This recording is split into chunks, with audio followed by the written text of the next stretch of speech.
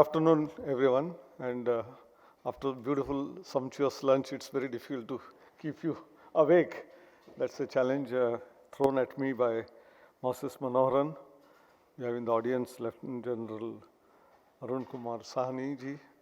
We made friends with some of you here during lunch.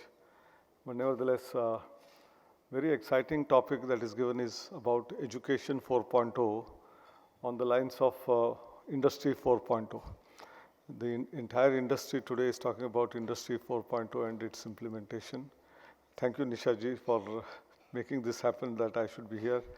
And also Mr. Ramdurai, who sent an email, and I had no chance of saying no, but we had to change the schedule yesterday, today, etc., etc. But nevertheless, finally I made it, and at least in the valedictory function. I don't know what all transpired in the earlier sessions, but in the lunch duration, there was a topic of equity and diversity and all those issues discussed.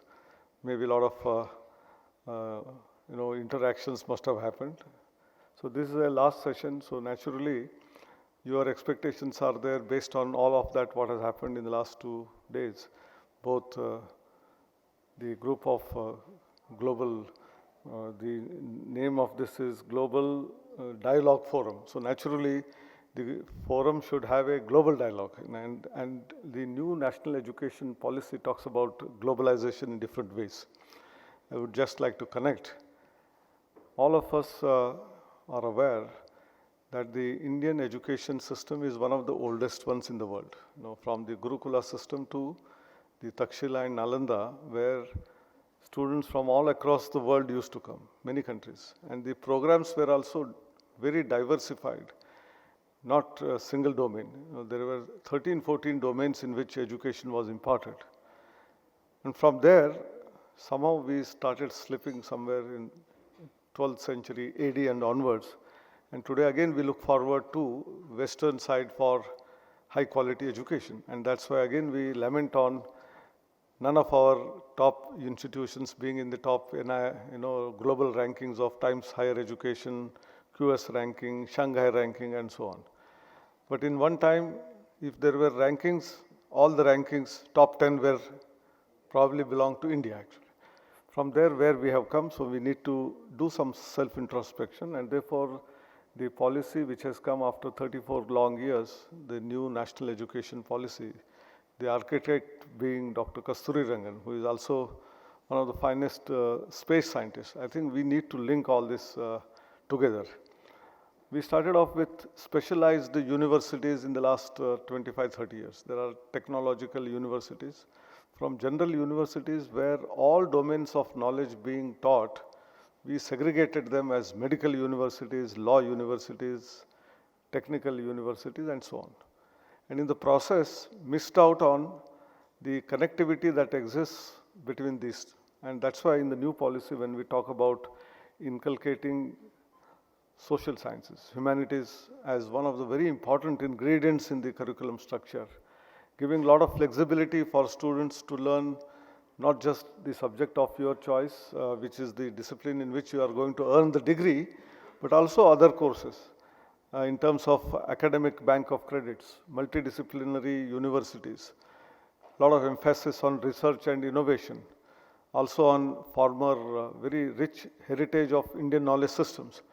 I think the floor is open for everyone to take anything and everything that one is interested in.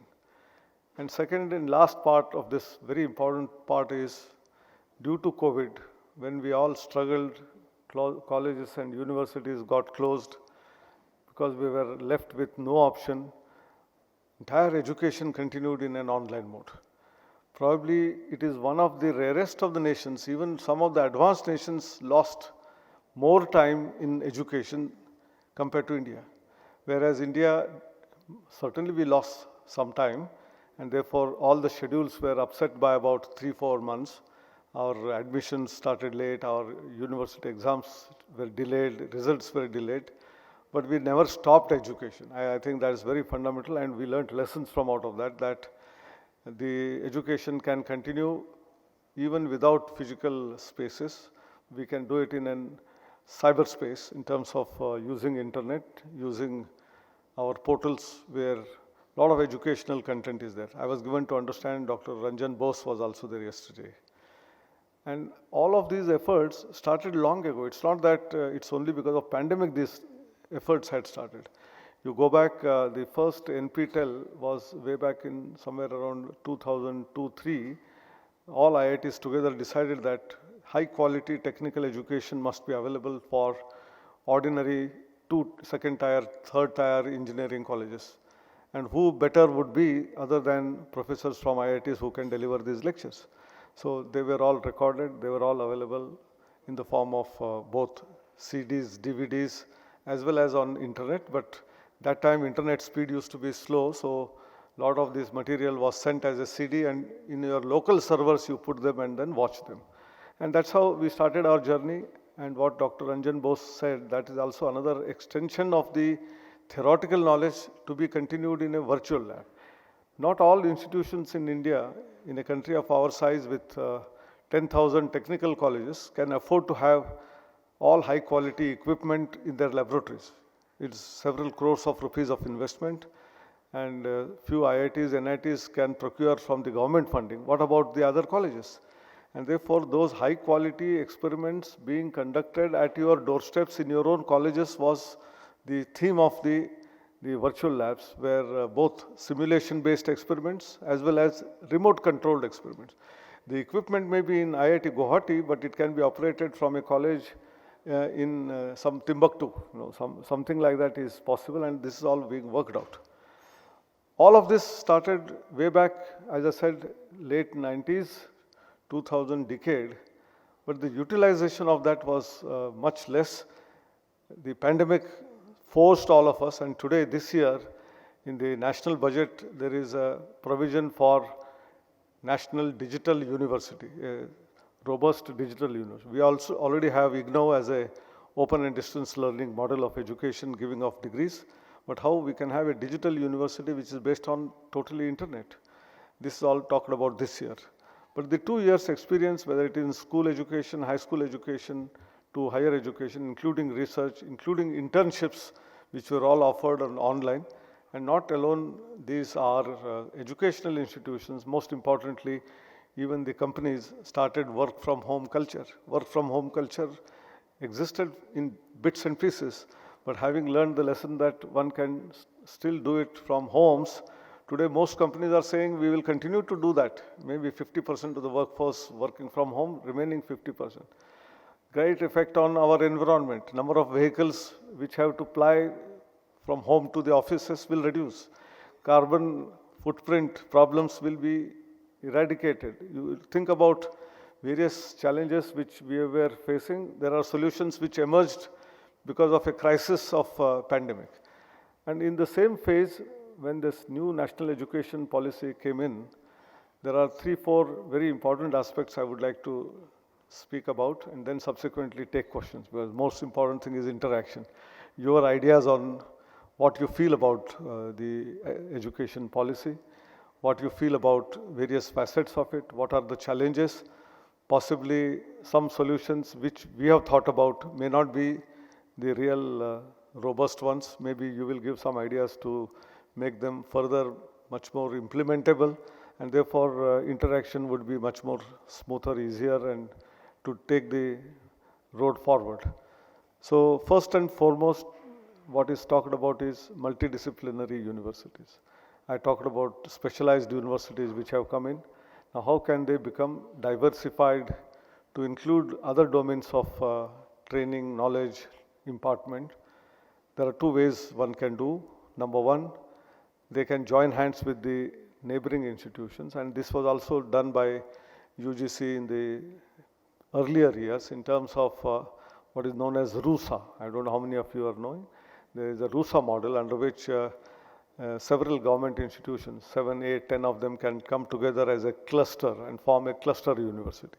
Because each college may have only 500 intake, total number of students may be 1,500. It is not viable to become a university, and therefore if 5, 6 colleges come together, they can form a cluster and then become a university, a degree awarding institution. And that is one feature of the RUSA which can be made use of by both government sector as well as several private sector enterprises. There are today 75% of the educational institutions are all in private sector. Only 25% of them are in the government, state or central government.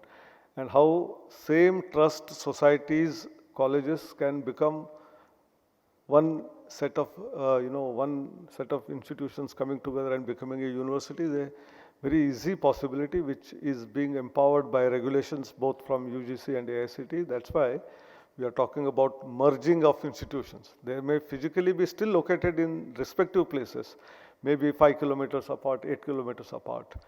You make the timetable in a manner that a student of science in, say, X college will take a course on humanities and social sciences from a Y college in the same city or town with another campus. The timetable is made in a manner that a student do not have to travel on the same day from one place to the other place, otherwise put pressure on the transport system as well as the time consumed. But Monday he will do science classes in X university and does humanities and social sciences course in the Y college on the Tuesday, and Wednesday he will come to another one where management education he can get. So all these are possibilities. The possibility of the MOOC platform which I referred to, which is already there, extension of the NPTEL and indigenous Indian MOOC platform called SWAYAM, Study Webs for Active Learning by Young and Inspired Minds. This is the long form of that SWAYAM. And in Sanskrit, in Hindi, in most of the Indian languages, SWAYAM is self. So self-learning methodology of getting the best from anywhere, by anyone, anytime, any device is a possibility today because of the internet. And therefore, a student in Nagaland can take a course of IIT Madras. A student in Jammu Kashmir can take a student of IIT Bombay, and so on and so forth. And similarly, from even a course from JNU in humanities and social sciences or economics can be taken by a student in some remote village of Karnataka or in Tamil Nadu. These are absolute possibilities with the empowerment of permitting earlier 20% of the credits through this portal, and we have extended to 40% now. So if a university has a program with 100 credits, 40 of them can be taken from other institutions anywhere in the country on the SWAYAM platform, or by going to an educational institution, maybe one semester you spend in another college or university and come back and take the remaining courses from your own university. So a lot of exchange of students, a lot of exchange of ideas. Ultimately, when students go to different places, not only they acquire knowledge from those faculty in those domains, but they also intermingle with students from different cultures, different backgrounds, and that brings in the understanding about the life. Life is not so easy. It's a very complex one with different cultures, different languages, different, textiles that we wear, the different climates that we have. So the diversity which is there, how do you enjoy that diversity and still be integrated as one nation? I think this spirit will be imbibed by students if they move from one place to other places. Our Prime Minister often has been talking about one very interesting scheme called Ek Bharat, Shresth Bharat. We must all be aware of students from one state knowing about the culture, traditions of another state, and that during pandemic was online mode, but today one can really travel, go stay there for 1 or 2 months and then come back. I think in the process, the learning that happens, which is outside the classroom, is much more enriching than in the classroom. Because in the classroom, there are some theoretical subjects which we engage in, whereas when you go out and talk to people, the kind of inputs that you receive would be highly enriching, which will make you not only extremely employable, you would also become entrepreneurial. Some of you may create your own startups to create jobs rather than seeking jobs. I think all these possibilities have become great realities through the use of technology, and that's why, again, coming back with the point with which I started was Industry 4.0 is the extension of Industry 1 to Industry 2 to Industry 3 to 4, where started with mechanization, started with automation, started with use of technology, Internet of Things and all that in the manufacturing sector. In the education sector, today, starting from education one, if you go back to Gurukula system to earliest universities, when the teaching was probably oral or in the blackboard using chalk and talks principle, went on to have different technology embedment. Overhead projectors came in.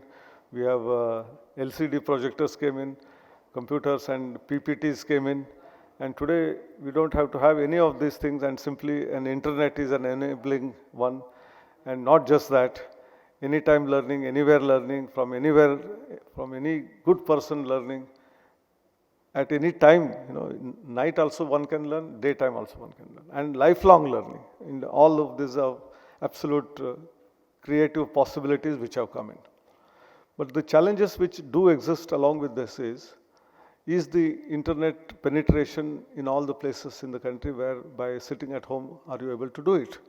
And that's where the government is seized of the matter. Out of about 6 lakh plus villages today, internet is available in 2.5 lakh villages. Remaining 3.5 lakh villages need to be given the broadband connectivity at respective homes so that our students there need not even come to the cities and spend large quantum of money for fees of the college, university, hostel fee, mess fee. By staying at home, high quality education from the best of the faculty can be had at their homes. And we have covered near 40-50% of the population, maybe remaining population can be covered. But at the same time, along with multidisciplinary education, a very important feature which has come out is multiple exit, multiple entry into the system. These terms are very relevant and very interesting because in our country, there are students who come to a particular institute not because a student is interested in that. It is because his parents want you to study that, or his friends are studying and therefore he comes in. And after about a year, realizes that this is not his or her cup of tea, or the interest lies somewhere else. And in this domain, there are two distinct possibilities because of the choice-based credit system, because allowing humanities and social sciences and other courses to be taken along with your normal routine courses, which will engage a student in a topic of interest, as well as one which is thrust on him by his parents and colleagues, and that makes the life better. Someone is still not interested in that and wants to quit after 1 year or 2 years of education. Today our system is such that we don't give anything. You go empty-handed, and if you want to get into another program, you have to again start from the scratch. So famously, normally either this way or because of some difficulties in the family, the income of the family suddenly got crashed because of death in the family or some challenges, transfers, so on and so forth. Someone leaves a college after 1 or 2 years and wants to come back after a couple of years. There is no entry. You lose everything that you have done. And therefore, the choice of quitting at any point, holding a certificate in your hand or a diploma in your hand, is the most noble thing which has happened. If someone has done only 1 year out of 3 years course or 4 year course, instead of going empty-handed, make that student little more employable by having some bridge courses before exiting, and make him do something useful in life. Or after 2 years with a diploma, after 3 years with a simple degree or a post-diploma certificate, or someone with a full 4-year program with a degree. These features are enabling students to go out and still be useful to themselves, to their families, and that is very, very empowering. Otherwise, such students, when they go out, become dropouts, not having any job. Parents also will curse them, or the samaj, that means society also keeps cursing them, and therefore they become, problems in the society. Some of them will get into bad habits. Some of them will start doing some activities which are antisocial, and therefore, how do you keep them engaged is a very important thing. in terms of job, in terms of some work, entrepreneurship. These are possibilities with those certificates in hand. But someone after 1 or 2 years wants to come back, not like our famous game of snake and ladder. Keep on having some dice, you play it and you go up 10 steps, 5 steps, left, right, etc. And then suddenly the snake mouth comes in and you fall down to the bottom of, and then again start. So our education system was like this. After 2 years, if you have quit and want to come back after 3 years, you have to start from scratch. But today with the empowering policy, you start with the 3rd year directly. So you will have to complete the degree. If it is a Bachelor of Science, Arts, Commerce degree, only 1 more year. If it is Bachelor of Engineering, 2 more years. And what you did earlier is not lost. It is credited in your account. And this is called academic bank of credits. Like our State Bank account, Canara Bank account, Syndicate Bank account, ICICI account. Every student will have an account of credits that are earned by him. Whether it is in the skill domain, vocational education, whether it is general education, whether it is technical, everything that a student does will get recorded. And making use of that, like you go to an ATM and in cash and get the money, you can get your certificate, diploma from different institutions. I think this is a 3rd feature which is very, very important. Innovation has been given great significance and importance. All countries who have been very good in research and innovation, they have prospered.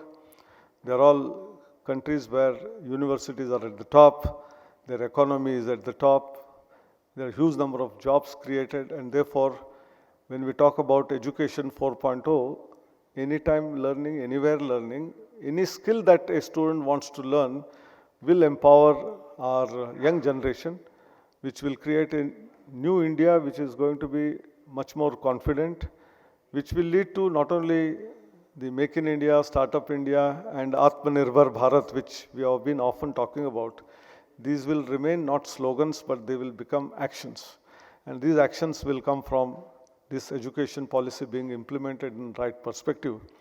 And one simple example of Smart India hackathons, which we started even before the new education policy came in 29th of July 2020, has great significance. First year when we talked about Smart India hackathon, a national level hackathon where students will be given challenging problem statements and they will solve the problems of the government, of the society, of the industry. Many people said that CII, NASSCOM, FICCI often say that our graduates are not employable.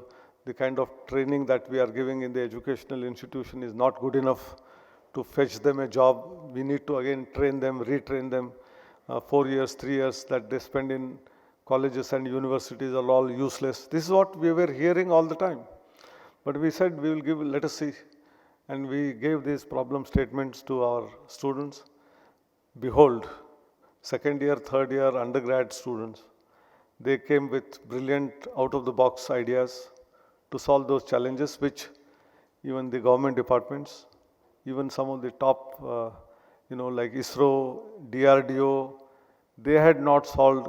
Such problems were thrown at our students, and they gave some typical ideas which may be working, may not be working, but they have some innovative thought process.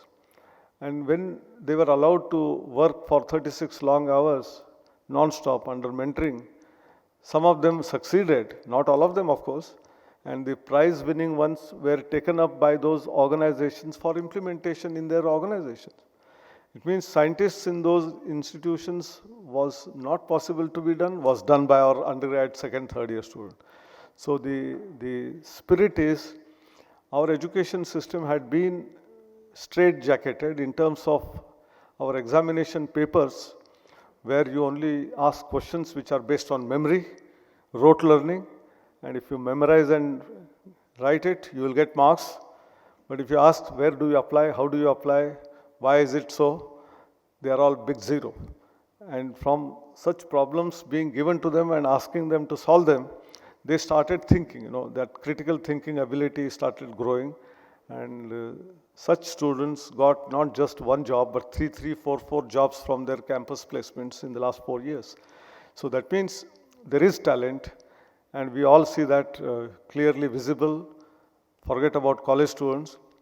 In our homes, those who are in the middle age, their children, those who are a little older, their grandchildren, you give them any new gadget, they will dissect it and tell you where what operation is there, and we are scared of opening it up. And that being the talent, are we using that talent? So unearthing the talent, making use of that talent is a most important thing, and therefore, at least AICTE from our part started revising the curriculum with the help of industry, with the help of top-notch universities of the world, as well as our own institutions like IITs. And then constant revision of curriculum is one of those mantras which we have said. Curriculum is not stagnant, it is dynamic. Each year there may be some change required. Maybe major changes may happen in 4 or 5 years, but minor changes should happen every year in every subject, because there are a lot of research activities, innovation, which the policy talks about happens every year, that should get inculcated in the curriculum. The faculty must be able to teach that. And therefore, second part which we undertook was AICTE's Training and Learning Academy, ATAL Academy, ATAL. Under ATAL Academy, we started training faculty members in all the emerging areas of technology. And it is not just for technical colleges like engineering, management, but these are important for even arts, commerce, science colleges today. AI has become a buzzword. AI will be required for everyone. Just now, Vishal gave the book, very important, fundamental. Today in the school education, AI has been introduced as one of the subjects. And it is the second country in the world which is having AI in the school curriculum.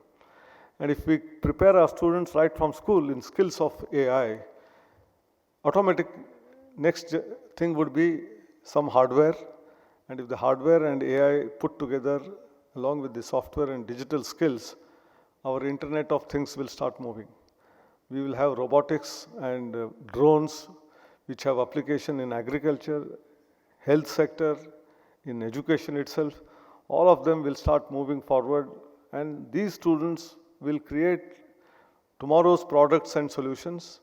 We don't have to look forward to Microsoft or Google to produce some new generation of maybe iPhone from them or some operating system, but it will start coming from India. And therefore, another feature is that of giving higher education in mother tongue. I mean, people laugh, how can we give higher education in mother tongue, Indian languages? We have always been thinking that higher education means only in English, but this is a lopsided view. Many countries of the world who have prospered, developed their own technologies used by everyone, be it Japan, be it France, be it Germany, be it most of the states of countries in Europe. All of them study in their own languages and then created excellent products. English-speaking countries creating products are only majorly UK and USA. Other than that, everyone else had their own language. If they could do Chinese had their own language. And therefore, how do you give even high quality technical education, medical education, law education in Indian languages is a challenge which has to be done. This also has a direct relationship with equity.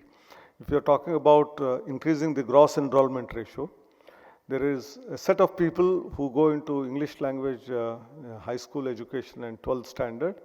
They get empowered, they feel confident to come to the universities or colleges. A student in a remote area, tribal area, villages, who have learnt in their Telugu, Tamil, Kannada, Hindi, Bengali, Punjabi, they feel that in the college everything is in English, I don't understand, and half of them are, even though they are capable, they are bright, they would have scored 85-90% marks in their 10th grade, don't come forward. So this is an empowering mechanism. And again, using artificial intelligence, some of the best books are being translated in Indian languages. AICTE has taken its role, developed a AI translation tool, which is one of the classics. We also know that Google translates, Microsoft has tool of translation, but we have been in a position to translate even PDF files and also formatting as is existing in English in terms of tables, figures, is also translated and got into 12 Indian languages, starting from Telugu, Malayalam, Kannada, the southern languages, Tamil, to Marathi, Gujarati, Punjabi, Assamese, Odia, Bengali, and in Urdu. 12 Indian languages we have taken and created textbooks of first year engineering from these languages. Imagine when the book is seen by a student of 10th, 12th standard in a remote village, a girl student will feel confident. I can read it, I can understand it. I think that is the empowering way of doing it. Not left to that, we talked about equity. We are setting up one institution in each state for taking care of educational needs of physically challenged. We talked earlier as, please remember the even philosophy and psychology of people is changing. We used to call them as physically disadvantaged. Before that we were calling physically disabled. So we were saying they are disabled. From there to physically challenged, to physically enabled, to today we talk them as differently abled. They have different abilities than our normal people. So they have better scope of doing something better in some other respect. And also today we call them Divyanga Jan. Divyanga, they are having, divine thinking, divine powers they have got. And this is proved from some of the institutions where our physically impaired children, in some polytechnics and engineering college, we have seen their quality of work is far superior to those who are having all organs intact. Students with no eyesight writing computer programs which are more efficient than people who have got eyes and the sight. This is unimaginable because they can concentrate more internally and they can write a code which is far superior and better than that. And therefore, we are going to set up in each state one institution by funding 5 crore rupees where every variety of Divyangjan, maybe even dyslexic children, special learning disability children, people with disabilities or because of hand, leg or some problem here, their hearing impairment, all of them require different type of training, different types of educational tools, technologies to make them learn. And this is what we are going to create in the next 2 years. I think this is what the new education policy, when we talk about empowering everyone, the last man is having all the features to make a vibrant India, very confident India, a Atmanirbhar Bharat. I think, thank you. I stop here and you can ask questions and then we will have a lot of interaction. Thank you.